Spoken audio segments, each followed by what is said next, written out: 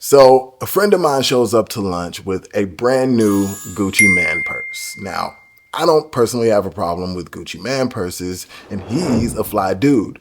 But this was just like a little extra for his personal style. So, me being me, had to ask, hey, what's up with that Gucci Man purse? Is that Gucci? And he just lit up when I asked about it. And he said, it's a gift from my clients. Now, he's an agent and I'm an agent.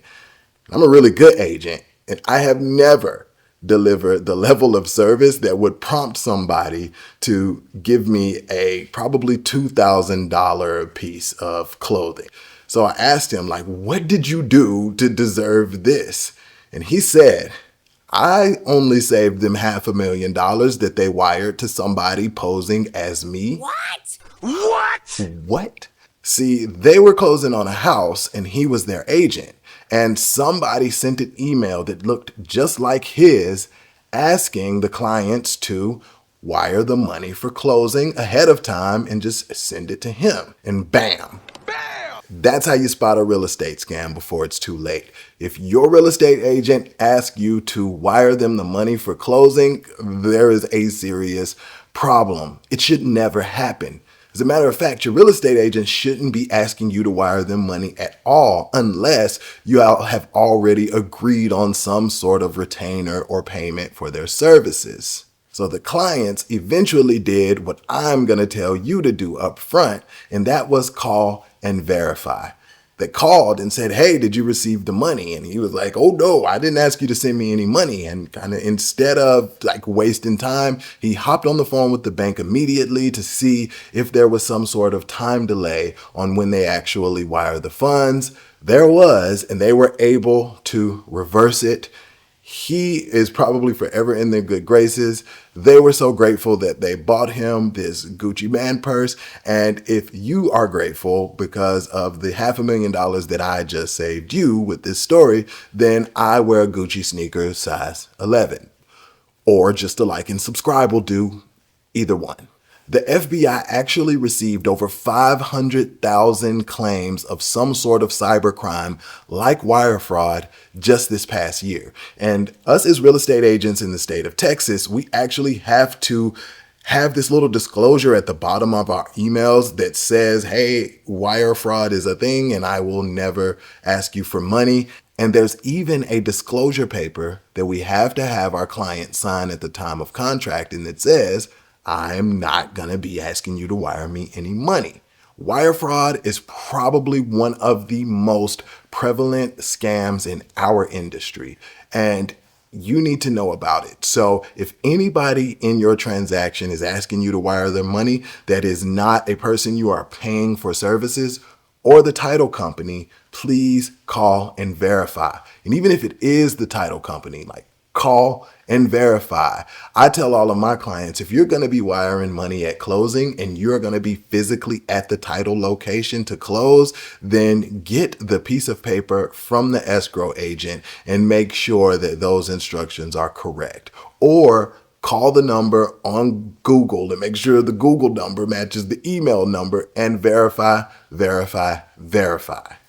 And that brings me to my next point. Another good way to spot a real estate scam is if someone is selling a house on Zillow or Facebook. Look, don't buy houses off Facebook, okay? If you see the house, it's on Facebook and they're trying to sell it, it's not a real estate agent, then, just run away. But even if you like it and it seems like a great deal, go verify, verify, verify. But don't buy houses off of Facebook Marketplace. Just don't do it.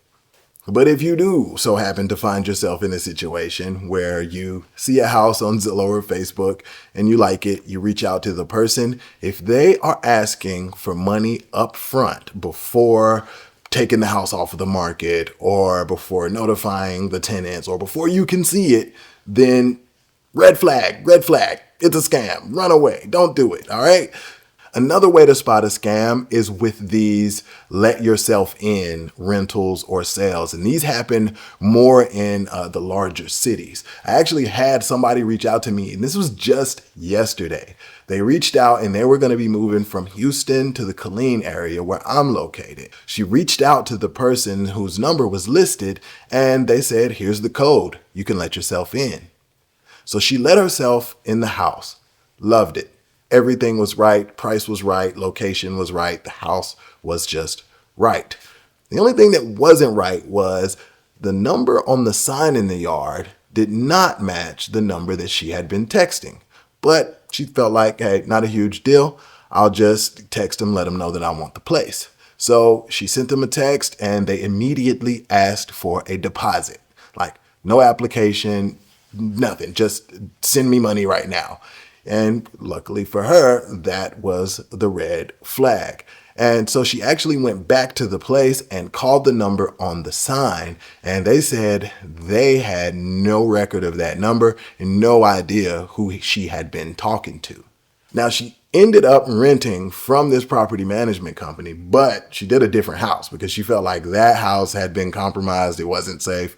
It was not good to go. Now, things could have went way more wrong for her had she sent those funds. Luckily, she didn't. But now that she was moving to my area, she was like, look, I need an agent because I don't trust people. And I think that is another good tip for anybody out here looking for a house. If you can, get an agent on your side. More than likely, we've seen the scam before, and we'll also kind of serve as a buffer between you and whoever the scammer is so that you don't lose time or money in any of these situations. So also check out the tax records or cross-reference for different websites. See if that same number is listed for different places. And if you see this house listed and there's a different number attached, then go cross-reference that. You have to dig a little bit deeper than the first layer in order to protect yourself. So we've been talking about how home buyers can get scammed, but I want to take a minute and talk about how home buyers can be scammers too. There's an article that I found about a couple in South Carolina, and they found a home online that was being sold directly by the owner, no agent involved, and they wanted to make a cash offer. They even sent like a fraudulent verification of funds, and they were in constant communication to just kind of keep up the scam. So when it came time to actually close on the house, the buyers were having trouble wiring the funds, and they said the bank was stalling because of an identity theft case that they were dealing with, and it was kind of an ongoing issue. And they said they could go ahead and close, and they even sent these false confirmation numbers to show the seller like, hey, we sent it. And the seller said, cool, here's the keys. They got the keys, moved into the place. Well, in the following days, that money never showed up to the seller. And they reached out to their attorney. The attorney terminated the contract and sent the police to the house. Well, the police came in with a search warrant and they were arrested for, let me get this right, forgery, conspiracy, and obtaining property under false pretenses. Each charge carries a bond of $10,000. Man, and guess what? That couple made bond. Innocent until proven guilty. So while researching for this video, I found myself on Reddit looking up real estate scams, and there was a person who actually had a really good post about what they do to protect themselves, and so I'm going to share that with you now. They said, people get desperate. It's amazing what people will fall for. Even some stuff I second guess on, so I follow the following rules. Contact seems legit? Great. I'll Google their customer service number myself and call them directly. Great tip. Number 2, I won't ever send a money order or wire funds anywhere for any reason or give debit info over the phone unless I've done rule number 1. Verify, verify, verify. If it's too good to be true and I'm worried about FOMO or fear of missing out, it's time to walk away. That's a really, really good rule. People try to play on your emotions in order to get you to fall for the scam. Just take your time, pause, and if it seems like it's too good to be true or you're having those emotions like I'm gonna miss out, then maybe it's just time to walk away. Number 4, never trust anyone who calls you and says they need your account or social security number for verification. You called me, so you should probably have this. Yeah. Really good rules. I'm digging that. So shouts out to that Redditor.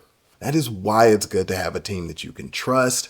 Or if you are skilled and you don't want anybody, then just take my advice and always verify, verify, verify, and verify again. If you're dealing with somebody legit, then they're not going to have a problem with you protecting everybody's interest in the situation. Hope this video brought you some value. I think this next video you'll like even more. If you want to talk about your individual real estate situation, my link is in the description. Myself or a team member would love to hop on the line with you and just talk about your story. Thanks for spending a little bit of time here with me today. I'll see you on the next one. Peace.